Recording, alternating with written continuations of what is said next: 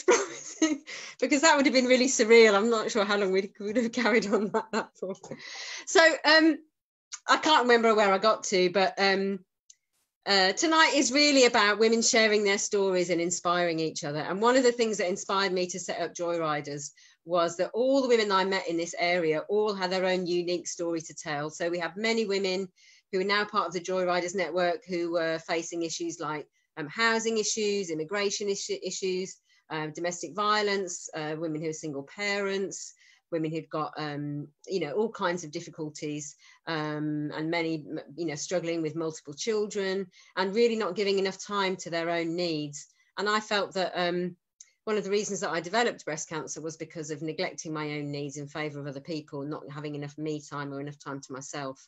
So I really made it a priority to look after my own health and my own needs and do more of the things that brought me joy, which included riding a bike. And there were many women around that really wanted to have a go but needed support. So that's what we started with, was led rides, taking women on bike rides, really as a way of building a social network and empowering themselves and discovering what they're capable of. So that's the vibe of this evening. And I'm sure all of you have got fantastic stories to share, and I'd love it if people can interact by adding things into the chat. So in terms of what we do at Joyriders London, what we normally do is led rides for women during school hours with lovely coffee breaks, and we go and visit really nice places and we have a lot of fun and we all come out and support each other. We were also about to start doing commuter rides and twilight rides to enable women that work full-time to participate. But all of that obviously had to cease when the pandemic kicked in March. So we said to ourselves, how can we support our community of women during this time without physically being able to take them out to cycle, especially because I'm sure, you know, for many of us, cycling is something that we need even more now for our health, for our sanity, and to experience that joy that we get from riding. So we have been doing videos on different routes, different tips, different aspects about cycling, as well as these webinars. And we're doing online coffee mornings that you're all welcome to join every Tuesday at 10:30, where we go through different topics.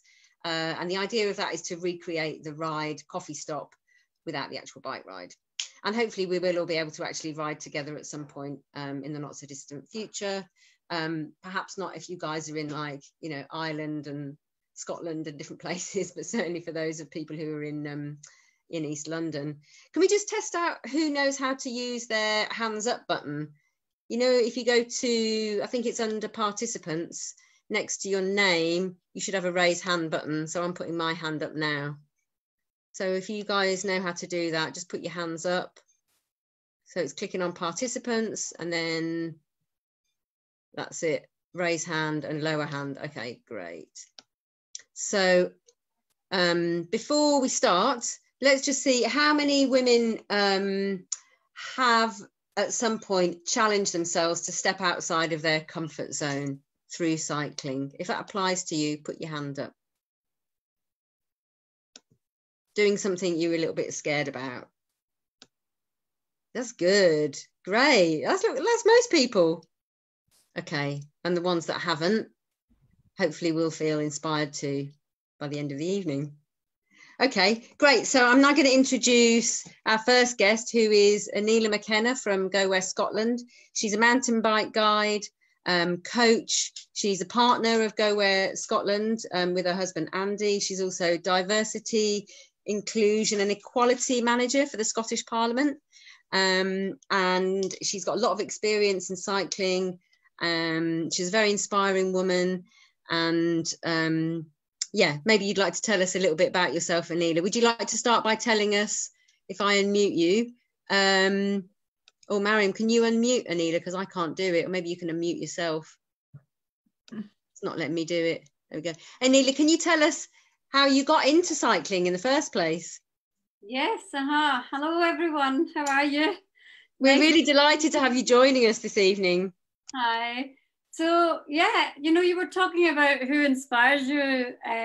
This is who inspires me every morning when I have my Bengal spiced tea. Is that Donald Trump? Yes. That's Mr. great Trump. To hear that you're inspired by Donald Trump. He tells me that I'm great at mountain biking. I'm very talented, very special. I'm really terrific, actually. Everyone agrees, believe me. I want one of those mugs. It's fantastic. I absolutely love it. So, but apart from Trump, we'll come out, maybe take him out of the equation now. But so I'm Aneela, and I have been a mountain biker for many years. Many people think I look a lot younger than what I look like, but I have been. Can you guess how long I've been riding mountain bikes for? 20. I think I know the answer. 10 years? Oh, you're so nice, Jenni. Or 20. 20. 20. Yeah, I've been riding bikes for 25 years. You weren't a cyclist as a child, were you, Aneela? Because this is what I want to show people, is that even these women who are the most amazing, inspiring role models, they didn't come out of the womb already, confident cyclists. It's a journey. So it would be great to hear about having not cycled as a child, how you did start cycling. I started cycling when I was 20. I'm 46 years old now, and I only had one opportunity to ride a bike when I was younger, and that was on my brother's chopper. So the old choppers where it had the bench as part of it was like this replacement to the saddle, and you could get two people sitting behind the person that was actually pedaling. So that was my really only experience of riding bikes when I was a child. I remember those well because I'm the same generation as you. It was a great generation to be in, and the bikes back then were amazing. I didn't really get a chance to ride them. I only got the chance when I was a little bit older. And when I talked to a lot of women actually in mountain biking, they don't start as kids or teenagers. It's maybe something that's been introduced by a partner, or it's been introduced by friends. And it's really something that maybe is not seen as accessible at an early age. So, mountain biking is something quite different from cycling itself. I think there's a misconception around it that mountain biking is scary and it's difficult because it has the word mountain in it. So yes, obviously you have to climb hills, but it's really good fun. You have to start somewhere when you think about mountain biking, and you can go out into paths and forest paths that don't necessarily have to be technical, but it takes you into some lovely wild places, away from the cities, or getting you into some fresh countryside that would be amazing to be in. And that's really what mountain biking is about. It's about experiencing the outdoors. And then, you talk very much, Carolyn, about pushing yourself out your comfort zone. And that's what it does. But you don't need to take yourself all the way to the extreme. You just need to, a small step at a time, think, okay, I want to just push myself that little bit more on my bicycle. And once you do, you feel great, because once you've done it once, you think, okay, maybe I can take the next step to see, well, could I maybe try learning this skill because I've got that skill in place already. So, mountain biking itself is an absolutely great sport, and I love it. I have ridden the second highest mountain in Scotland on my mountain bike, which is called Ben Macdui. And could you guess how many hours it took me to walk to the top? Has anybody hiked with a bike on their back? That sounds like hard work. That was hard work, but it took me to the top. Were you crying? It took me to the top of the mountain. And it was absolutely one of the most challenging things that I've ever done, that I would think, I would never, ever be able to climb such a mountain. And I was very nervous to do it. But when I got to the top, it was absolutely incredible. I think it was the month of May, and there was snow on top. and just to, you know, that's the sort of thing that I've conquered the most in my life, is to get to something so high. But think about all the years I've been cycling. You know, I started small, but you know, you gradually build it up, and you do something, you think, right, what can I do that can ultimately make me feel really uncomfortable, because I know if I'm going to conquer this, I'm going to be able to conquer anything in the world. And you seem to me like someone that likes a challenge, though, and you're really quite keen to push yourself. Well, I wasn't always like that. I've actually, it's something that I have learned as a skill, because the more you take risk, the more it builds your resilience. And I suppose for me, I had to go to rock bottom to actually accept that for myself. I've always been somebody that worries about what everybody else thinks. I'm worried about being the person at the back of the group. I've been worried about not being able to meet my challenge. So because I was like that for so many years, I ended up not challenging myself. But think about why, if you don't challenge yourself, how does that impact you and a person? You get stuck. You can't grow. Yeah. You get stuck. You don't grow, and that happened to me. And unfortunately, well, maybe it's fortunate, but unfortunately for me, it took me until I was in my 40s. I don't want that to happen to other people. You know, they don't carry all your baggage over the years. Just, you know, let go like a small bit at a time, and maybe use risk to use that to build your courage. So where did you cross over from feeling scared and not challenging yourself and feeling stuck to actually beginning to take those risks and to push yourself? Was it when you first started mountain biking, or was it more recently? Well, no, when I first started mountain biking, I didn't really enjoy it, to be honest, because it was really the only reason I went on a mountain bike ride when I was 20 was the only way that my husband of 25 years would go on a date with me. So he would not. This is before he was your husband of 25 years. Yes. So, you know, he wouldn't go on a date with me. So I had to force myself onto a bicycle and go and he took me down some scary hill, and I was really, really fearful, but I did it, and I continued and I persisted. And I remember those first few years I would go out with him, and it was all boys at that time, and I was always the one in the back. And you know, I can never even remember the scenery of the mountains, because I was always thinking about you know, my breath, always thinking, oh, but you know, I have to keep up, but you know, once you start to think, well, your experience isn't about everybody else, your experience is about yourself, you know, and about helping yourself grow. I think once you can change that mindset and think about yourself rather than the people around you, then that then helps you as an individual to grow. And that's how then I personally started to really enjoy and embrace mountain biking for myself. And have you changed now from that person who was worried about what people think about you? How much do you care now about what other people think? Well, I always say to myself, if people aren't talking to me, if people aren't talking about me, then I'm not working hard enough. Because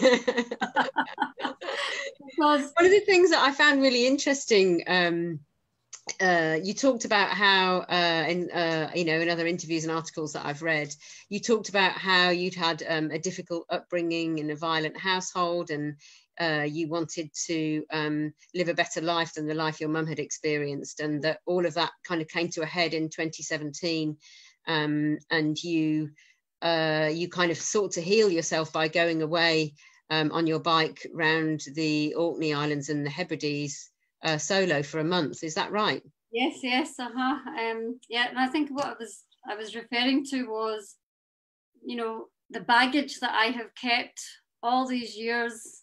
Never did anything about the fact that, you know, I haven't spoken to my father for 20 years. He's still alive. My mother died when I was 20, and we had a family where my father was abusive to my mother, to me, to my siblings, and he broke the family. You know, my mother was left alone at the end of it. He threw all of us out of the house, and I remember, you know, I remember at the time when I was 16 that I was in a we lived in a first floor flat, and all I can remember was my feet, him holding my feet and most of my body out of the window, because he wanted to throw me out because I was seeing a white boy. But the hypocrisy of it is that in those days, I'm not talking about now, but in those days, you know, the men had affairs, relationships, but nobody questioned that. And my father had another family, and I have siblings of the same age as me that I didn't know about till I was a teenager. So there was a lot, you know, that hypocrisy. It was difficult to be part of that. And my mother unfortunately died of you know, as with schizophrenia, mental health problems, isolation. The communities didn't look out for her. They wanted her to go back to him, and she had to make a choice about whether she could. You know, she was never happy that she left him. She did leave him in the end, and she separated from him, but she was never happy about that, because that meant she was isolated from the community. So there was a lot of problems at home, and I suppose for me, you know, I didn't really deal with any of my issues until 2017, and I decided. Well, I didn't decide anything. I just broke down, and I had 8 weeks off work, and then I took a few months career break, and I just said, right, this is what I'm talking about, pushing yourself out your comfort zone. I got my bike ready, packed it up with some bike packing kit, and I took myself up to the north of Scotland, went on a ferry to the Outer Hebrides, the Isle of Harris, the Isle of Lewis, and I rode my bike for a month and met all these strangers and all these wonderful people and told them my story. And it was amazing, because it meant that I could release from all the pain and suffering that I had as a young person. And how did that come about? Because of my bicycle. My bicycle empowered me, and it empowered me, and it was a wonderful thing to do. So that's why I can't stress enough how people should use it as a freedom tool. Absolutely. And what do you think your mum would have made of you going off? Because I know you were saying in another interview how she really wanted you to have a different life from the life that she had. What do you think she would have thought about you going off and doing that trip for a whole month on your own? Oh, she would have said, don't talk to any white men. And how did it change you, that experience? I mean, did you feel healed afterwards? Oh, absolutely. You can't believe the release for me. I can talk about my experiences of domestic abuse. I can talk about my experiences of racism. I can talk about the fact that I didn't want to be brown when I was a youngster. I was embarrassed about having a different color of skin. All these things that just kept inside me all these years. So we need to give our young girls hope, and we need to give them inspiration, and we need to give them role models, because they might not have them around them, to give them that opportunity that they can think, well, actually, no, I can build my confidence, I can build my resilience, and I know how I can grow, you know, but they need the support to do that. So for me, I've been very lucky. I had never said who I am, everyone, I'm sorry, but the young women, I do a lot of work with young girls and take them on to bikepacking adventures into the mountains. And in Scotland, you have these things called bothies. Do you know what they are? Bothies. So they're like little mountain huts. And we take them out. They have all their bikepacking kit. And, you know, we teach them through a 6-week program, think about, you know, how to look after your bike, how to pack your bikepacking kit, because it's really challenging. You can't take too much with you. And so these are the Mountain Lassies trips that you do? Yes, yes. And what sort of age are the girls? The girls are from age 9 to 16. So, and the 9-year-olds are amazing, because, you know, I remember the first time one girl came on the trip and she cried for the first 45 minutes to go on the group ride. And, you know, at the end of the trip, I've got the quote here. After she came back from her trip, she said, it was the best weekend of my life, because all I learned was that I needed, I'll say that again. It was the best weekend of my life, because all I learned is that all I needed was confidence. Oh, isn't that beautiful? So what kind of changes do you see in those girls over the period of the few days while they're on those trips? Well, what you see is, it was quite interesting. We made a film of the girls. We haven't put it online yet, but we're still working on it. But it was amazing, the bond, because a lot of these young girls, you know, they may have other difficulties, challenges at home, even in their own classes at school. They may not have, some of them didn't have close friends, but because of the bike and the bike trip, you know, they really had to work as a team, and to be able to see what their strengths are within that. So a lot of them came back with, you know, saying that they did feel confident, that they could recognize their leadership skills. And they made a film, and it was all, do you know what it was called? It was called World Domination. Fantastic. Because they themselves felt that, you know, they were empowered to be able to go out and ride their bikes. And, you know, they cooked their own food off a stove, they lit the fire, they had marshmallows that they put on the fire. Some of them slept outside under the stars. And do you have some that are just really, really scared? I have to put my hand up and say I'm quite scared about mountain biking, because it's not something I've ever done. There was one girl was very worried about, because she'd never left her mum and dad before, and to go into the wild, there's nothing you can do. So one thing that I was very happy about was there was no phone signal. So they couldn't phone home and say, "Mom, I'm really scared," you know, or they just had to get on with it.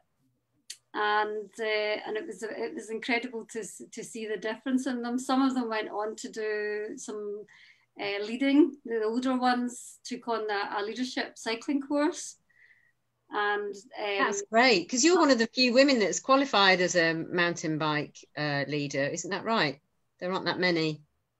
There are women, but women of colour. I don't know very many women in Scotland. I don't know in the UK. Jenni, I don't know if you're aware, but there are very few women of colour as mountain bike guides. I did ask the question of British cycling, but they told me they can't collect statistics on ethnicity because of GDPR, which is the data protection. But they could put on a course that specifically tries to address that imbalance and cultivate and develop more women of colour as mountain bike leaders. They could do that. Yes, well, funnily enough, I am working with Scottish Cycling right now, and we put together a course which is about getting women, there's level 2 cycling course to be able to teach cycling, but there's not a foundation course, so a lot of women are quite worried and think they don't have the skills to actually do the leadership course, but of course they do. They just need to be told that you can. And so once they know that, they go, okay, oh well, I can do it, I'm going to go and do it. But we're working on we had a leadership module, and it was all about, you know, recognizing your own confidence to be able to be a leader, and all that. You know, the only thing that the women were worried about, they were worried about the fact that they might not be able to ride well, and they were not confident about bike repairs.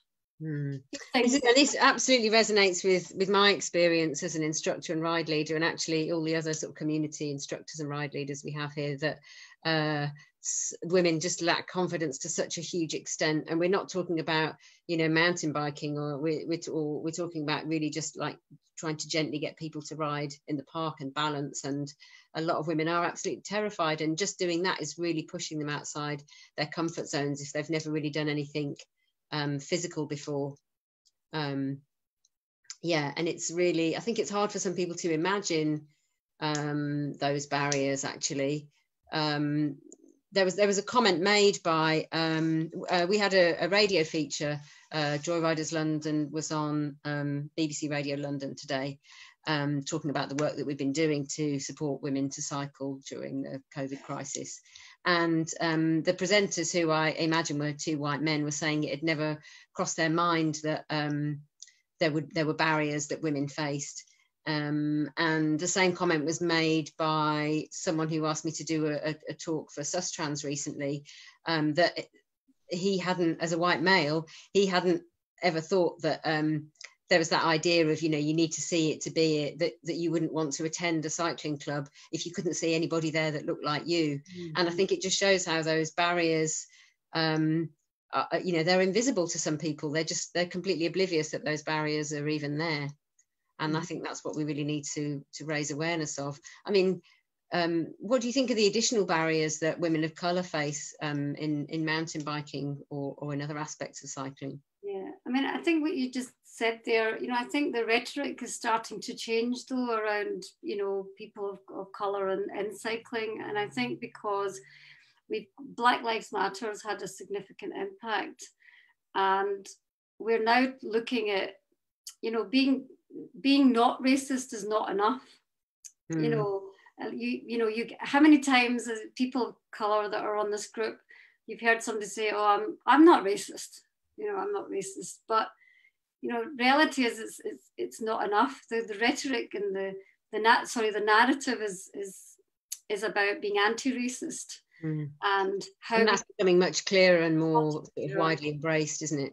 Yeah, and how we can be proactive, how we can be allies. You know, there's a lot of talk about allies. And so we do need to seize that narrative at this moment in time. That will go at some point.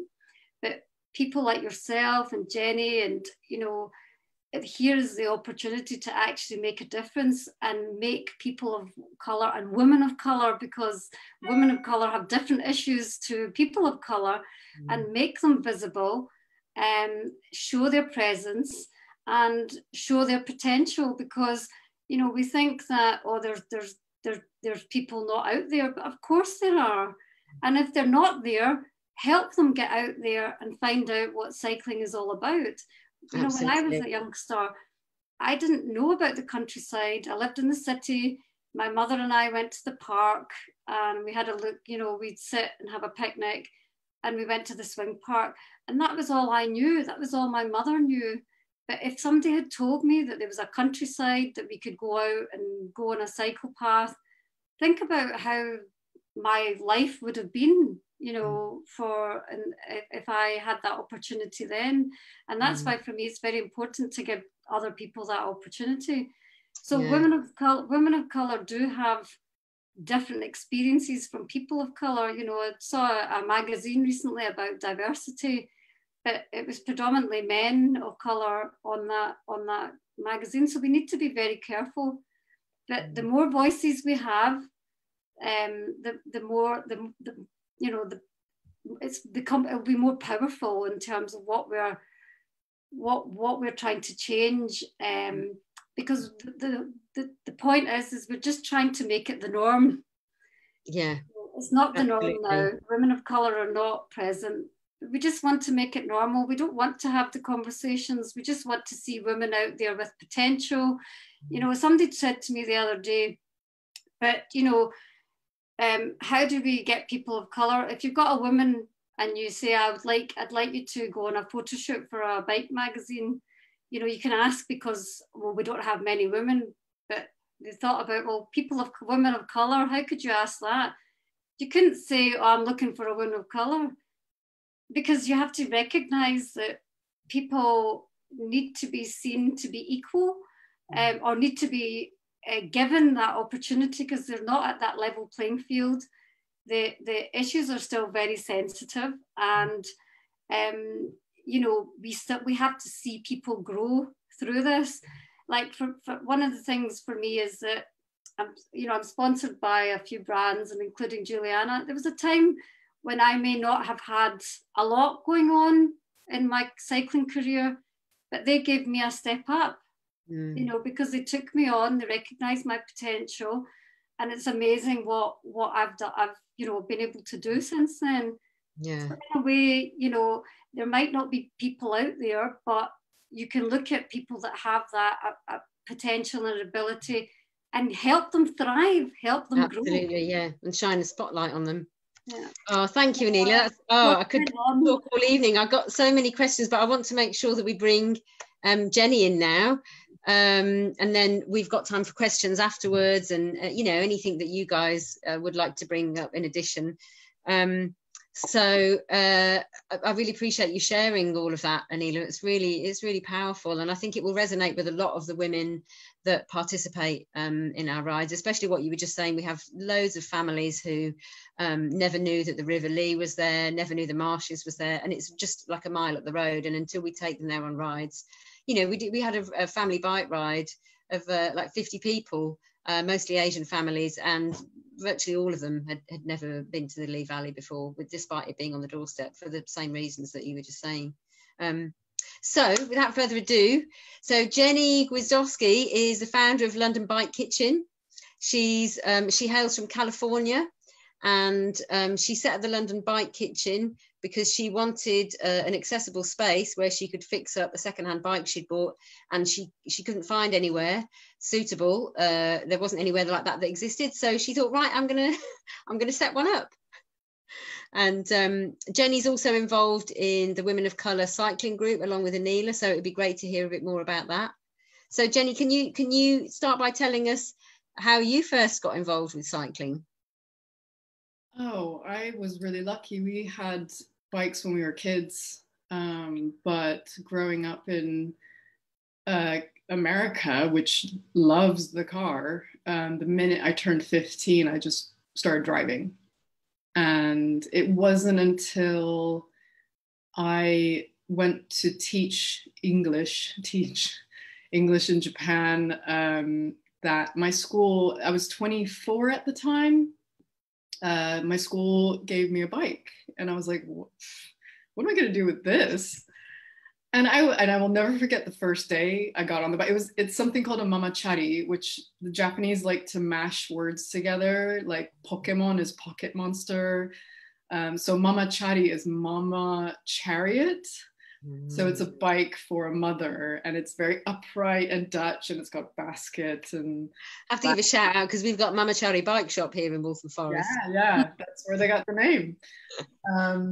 And it was great. I'll never forget the first day, and the feeling of a 20-minute walk becomes a 5-minute bike ride. And I'm on my own schedule. In Japan, they don't really have cycling infrastructure, but everyone's really respectful. You can ride on the pavement, you can ride on the road, and it's fine.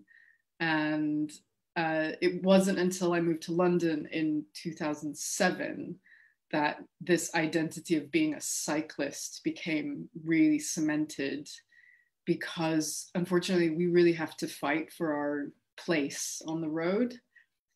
And it's not great, right? But the funny thing that went along with that is that I became more assertive. I'm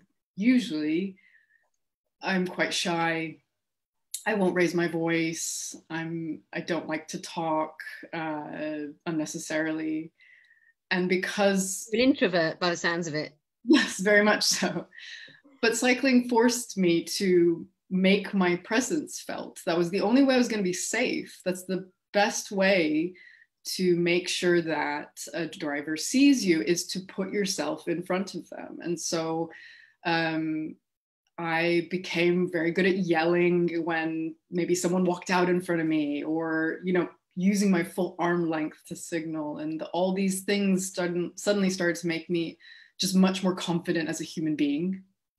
And then I started to think, like, I can fix my own punctures. Like, I'll change my own brake pads. And then I picked up this frame in 2011. And that my New Year's resolution was, I'm going to build this bike up. And everyone kept giving me conflicting information as to how to get started. And so I thought, why isn't there a class? Why isn't there a classroom? Why can't I go somewhere and somebody like walk me through this? And my flatmate at the time, one of them was also Californian, but later. And she said, do you have a bike kitchen here? And I said, what's that? And bike kitchens are volunteer-run spaces where people can use the tools for donation. And I thought, I'm going to set up one of those. And I was not a mechanic at all. I had this real burning desire to spread the word of, like, the bicycle. I was like, this bike has, I mean, like, Aneela's story really hit me, because growing up in a predominantly white community in San Diego, like, I didn't know anyone who looked like me. You grow up like feeling shame. Like, there's a lot of shame growing up. And then finally, the bike made me feel confident. You know, the bike is a tool for change and, you know, internal revolutions as well as external ones. And so I was like, we've got to... That's really deep. So it's really... I mean, I fully relate to that, how, you know, you're saying about feeling empowered in wider society, taking up space on the road, becoming more assertive on a bike enables you to become assertive more broadly. But that's really interesting what you're saying about it helping you to overcome those feelings that you had really from childhood. Yeah. I mean, Aneela, your story just resonated with me, because I was like, oh God, I think I need to go to an island in Scotland for a month and just ride around and stay in a bothy and cycle down Ben Dewey. She's on mute. I'm not quite sure I pronounced that right. What I really love about your story, Jenni, that I can really relate to, is that idea of walking that journey with your community. So, and I think this is really exciting. And we tried to get to this on the last webinar as well. So, you know, it wasn't like you came in as someone who was really highly experienced in bike maintenance and decided you were going to show everyone else how it's done. And it's very much like that with joyriders. So I wanted to become confident as a cyclist. I wanted to explore and learn how to lead rides. And I wanted to take a group of women with me so we could all, so I could have some company on that journey. Mm-hmm. And it sounds very much like that's what you've done with the bike kitchen. So you've gone from really not knowing very much about maintenance skills to actually publishing your own book about how to build a bike. Yes. I should have brought a copy with me, but I didn't. We'll have to circulate afterwards. That's the introvert in me. It's really bad at, like, I have to force myself to become a different person. But I have to say that even the picture in that, I did some maintenance training with Roger, one of the volunteers at the Hawkwood Organic Lease Space. This was years ago and I didn't even know what suspension meant. You know, but when he took me through the diagram in your book that explains all the different parts of a bike, and it really opened my eyes, because I didn't even have the language to know what a lot of the parts on the bike were called at that stage. Yeah, it's like this hidden world, and there's a lot of gatekeeping where people don't share information, and it feels a bit like Wizard of Oz, right? Like, ooh, smoke and mirrors, and then it's like, I mean, it's not hard, it's just a process. And so from opening the shop, looking back on it, I was incredibly naive, but I learned so much. Like, basically setting up the business was a crash course in how to run a business plus how to become a mechanic. So I don't think I really called myself a mechanic until a few years ago. Like there's still so much I don't know, but everything I've ever learned was from being around bikes and being around people more knowledgeable than me and being around people who were happy to share. So some people don't want to share, and then there are other people who do want to. So like for us as a business, like we are a business, I took the idea of like, okay, it's a volunteer run space. How are we going to pay rent? How are we going to pay people for their expertise? Let's turn it into a social business where people pay a set fee for access to the tools, access to knowledge, and then we can survive and continue to teach more people. So, and you don't get into the business of bikes to make money, but we get paid in other ways. And I would never go back to, I wouldn't go back to my previous jobs ever again. Like I love the people I work with, and it's still, I'm so thankful that I work in a place where I just feel really comfortable. And it's a community, isn't it? You built a community. Yeah, without really meaning to, but that's what happens when you've got this, everyone's got this shared love, and you do feel like, I call it like a bike evangelist. Like you feel like how do you not see this? Like it's amazing. So you go around converting people.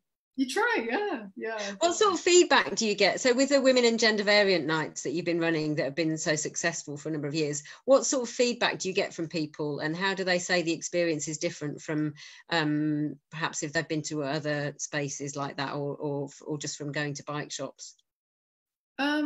So I wanted to do a women's night from the very beginning. And I think at that time, it was 2011, 2012, I was really unaware about trans people and what is gender even. So that was a learning experience for me. And I met people who didn't identify as either male or female. And I thought let's make this more inclusive. Like it doesn't really hurt anyone.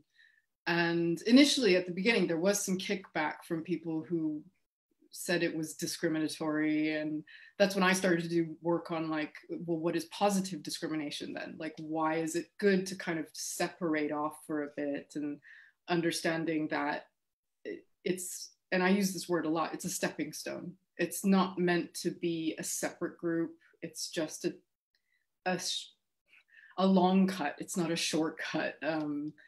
But for people who weren't encouraged from a young age to take stuff apart, to break things and be okay with it.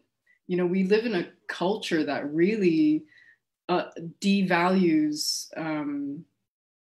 exploration and knowledge. Like being smart is not okay, but also saying that you don't know something is not okay. So people are stuck in limbo of well, I can't let anyone know that I don't know anything, but I really don't know anything. And I can really relate to that from when I used to work in the theatre as a stage manager, and would be, things like, panicking around, feeling like, oh my God, I don't know how to, do this aspect of lighting or whatever it is, like that fear of being caught out or admitting that you don't know how to do something. And also that fear of, if you're in a more of a male environment, that people will think that it's because you're a woman, you don't know how to do it.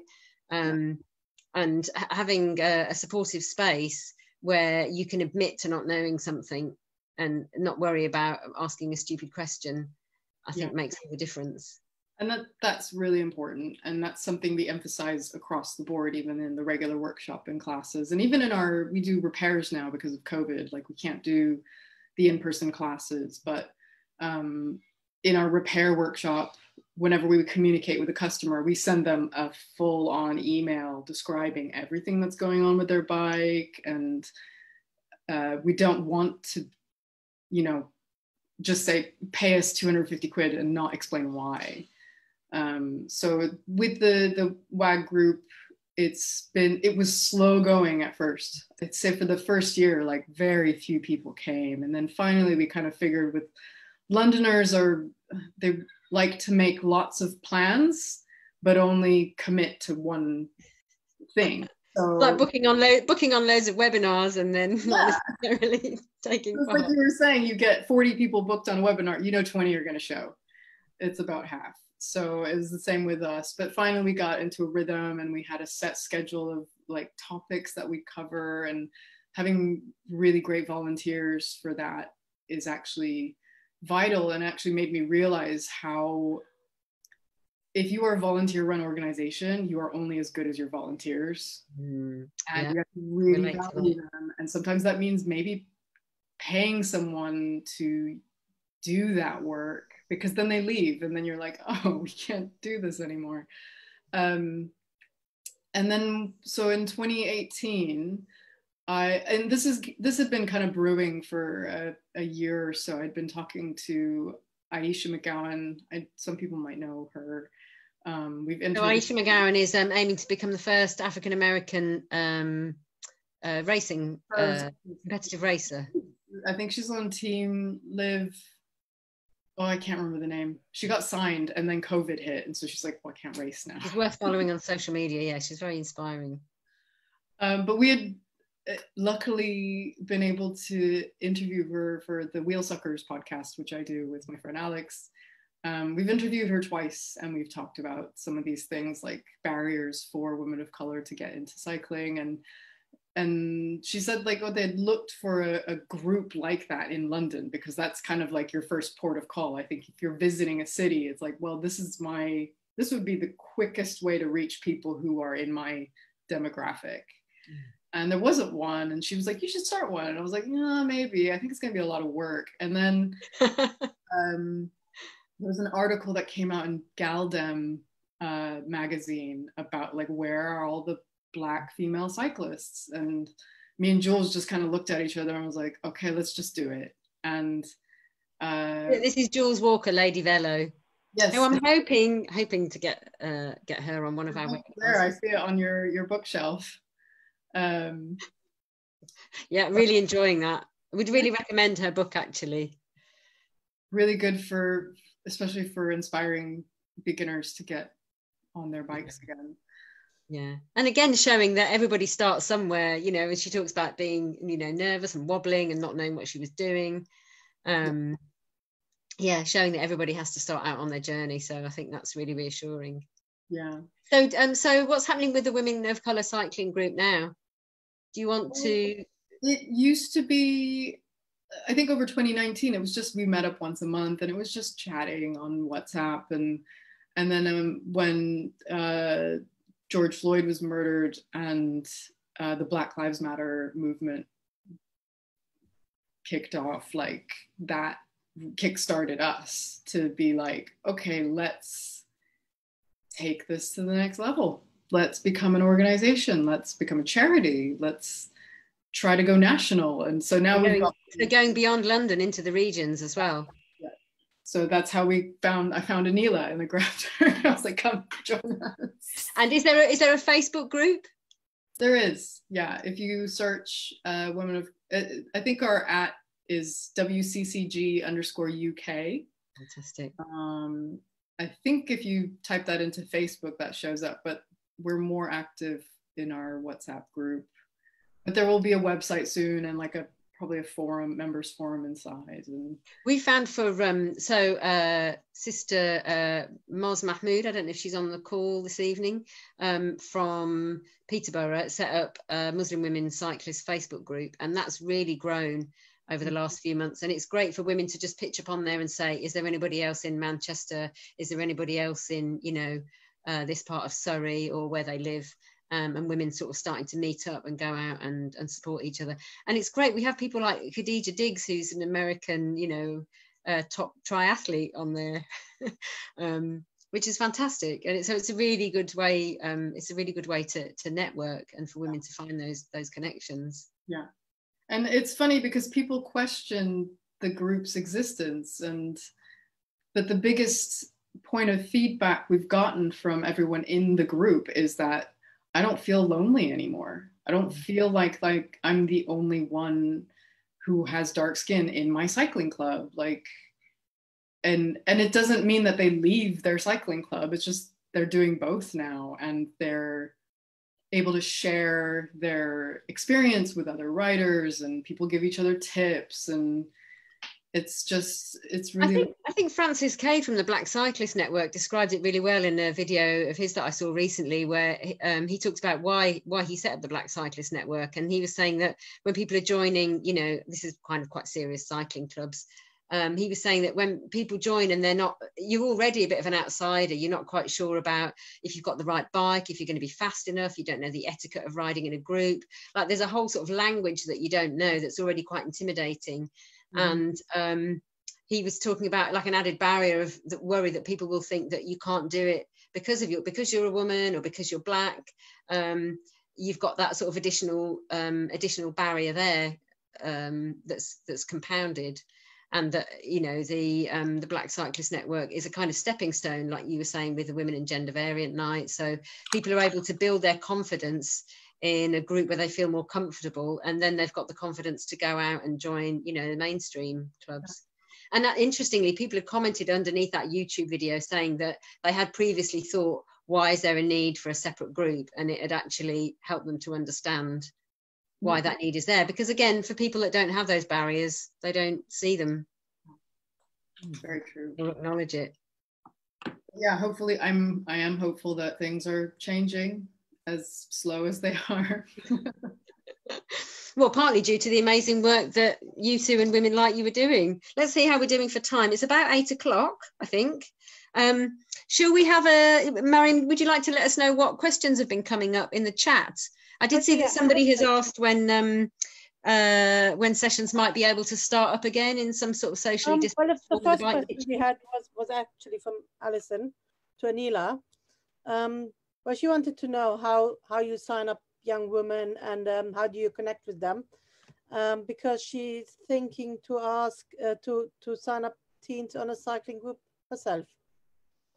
Okay. Can you hear me? Yeah. So Alison, thanks for the question. And the way that we have worked with young girls and young women is we've been contacting the schools, and so I have this leadership program, which is it's a set program, which there's about 4 sessions in it in the run up to the bike packing expedition. And it looks at a range of different things. So it looks at, you know, what does resilience mean? What does being a team player mean? How do you know what your leadership skills are? What are your strengths? And we do that by taking them on group rides.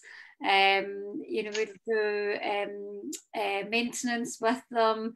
And we do like a mock bike packing session with them, and we build all of this into the actual program itself. So, you know, so we do contact the schools and the local clubs, and we target through that. And it's you know, there may be some clubs that don't have young girls at all in the first place. But and also once you find, one other thing you find is when some girls do it, they will tell their friends, and then that will then start to build the message to younger women and within a community. But I would certainly start with trying to, you know, I'm a great believer in partnership and collaboration, because if you can work with others or other groups that exist that have the same values, the same ethos about bringing more women into cycling, then I would suggest that's the best way to do it, is to connect up with whoever else is out there, but work with the schools. On a personal level, how did the young girls connect with me? Because I don't have children myself, so I always thought when you talk to children, you talk to them as if they're children. But one thing I've learned from my experience of working with young people is they just want you to be an adult and just talk to them as if they're adults.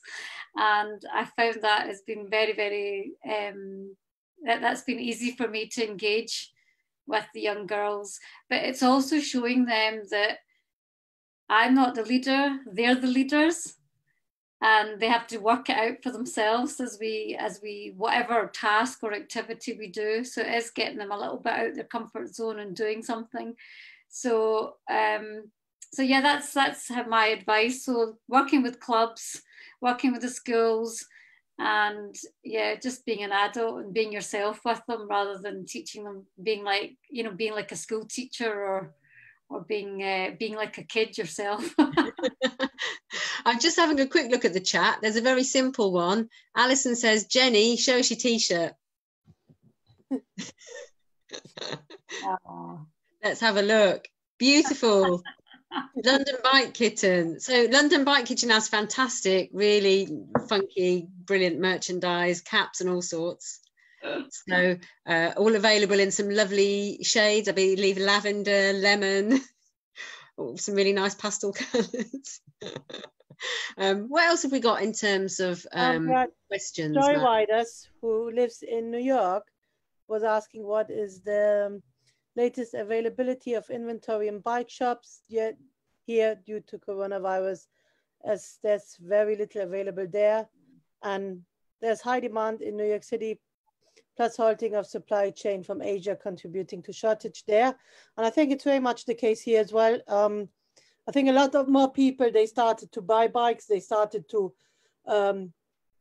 fix the bikes they had in their sheds for years. So I think availability of bikes and probably other things which belongs to bikes generally is probably, there's definitely a shortage at the moment. I think Jenni, you probably know more about that. I don't actually. You're don't? correct, Miriam. Like, because we don't sell bikes. Aneela, I don't know. We don't sell the bikes, but I think accessories and stuff, or maybe we've got shortage of weird things, like the certain sizes of inner tubes, can't get them. Certain Shimano chain rings, can't get them. Yeah, I can give you a little bit of an answer to that as well. So I'm currently working on a project which is an appeal to support refugees in Glasgow to get bikes for them. So I don't know if you know of the tragedies recently. There was a stabbing and a death in Glasgow, and the asylum seekers were forced to move from their homes into hotels during COVID-19, during the actual outbreak. And what we're doing is we've got a crisis appeal where we're trying to get bikes for these people, to give them some freedom, because they, obviously lots of people are reluctant to use public transport. At the moment, they don't have much money. So I did try and contact many bike distributors, and all the entry-level bikes have gone. So I've tried 3 companies, and that is because people have been the numbers of people cycling have significantly increased since COVID-19. And that's why we haven't been able to go that route. So that's why we've had to go down the route of donations to try and see if people can actually give us bikes. But then there's not many bikes because everybody's taken them out the sheds and using them for themselves. So there is there's a real shortage right now. Yeah. I think it will get better now soon again. I think what shops are saying that they're expecting stock to come in, so things should start to look better. And I think most people who wanted a bike, they bought a bike by now. So I think it will get better soon.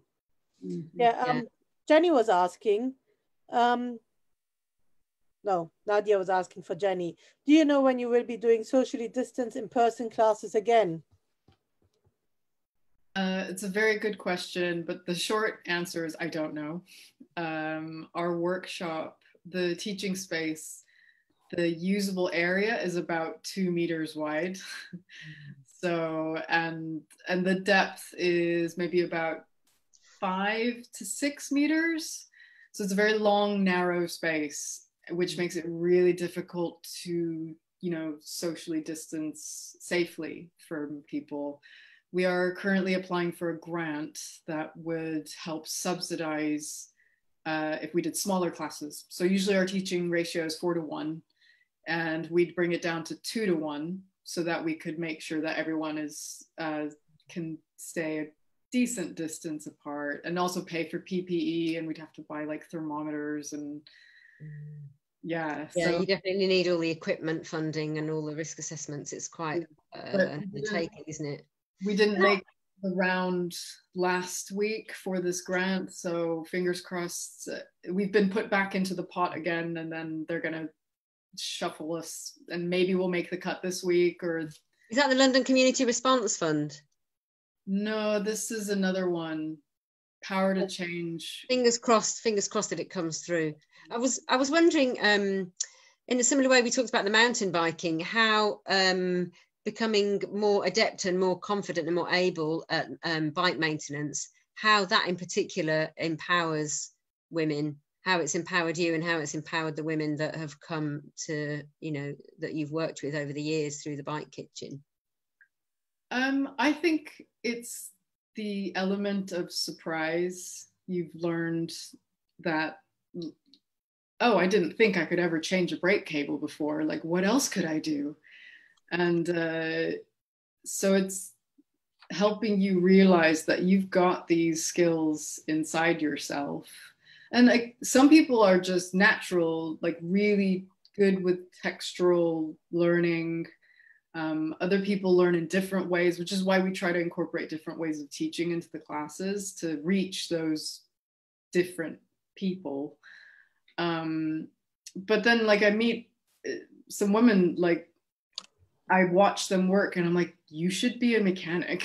Like I said it once and you immediately did it. And but even by saying that to them, you're opening that up as a possibility that they may never have considered. I don't think anyone considers being a mechanic a possibility. I would have never considered becoming a cycling instructor if it hadn't been for a woman who used to work at the council as a cycling officer, basically like really pushing me to go and do the course. And that's sometimes just by saying, or when we say to someone, you're a really good rider, you know, why don't you train and be one of our ride leaders? And, you know, we've got women who are absolutely fantastic and just brilliant as ride leaders. And they'll be like, oh no, I don't think I'm good enough, because they just hadn't seen it as a possibility for themselves before. Yeah.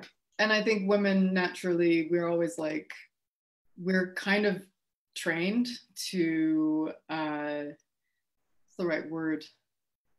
Not big up any of our skills. We are not encouraged to take risks. So that results in people generally following the same path rather than absolutely. It's the patriarchy. It's our upbringing, isn't it? That we then have to fight to overcome. Which is why, you know, role models are just so important. I think we're coming up towards almost 8:15. Well, we have one more question. Joy Riders was asking, well, in New York generally, cyclists are really aggressive, jumping red lights, stop signs, cycling the wrong way. So how is it here? It's basically the same here. I think some cyclists are the same here. Not all. Most really following the rules, I think. But you do have the occasional cyclist who jumps the red lights and who are aggressive.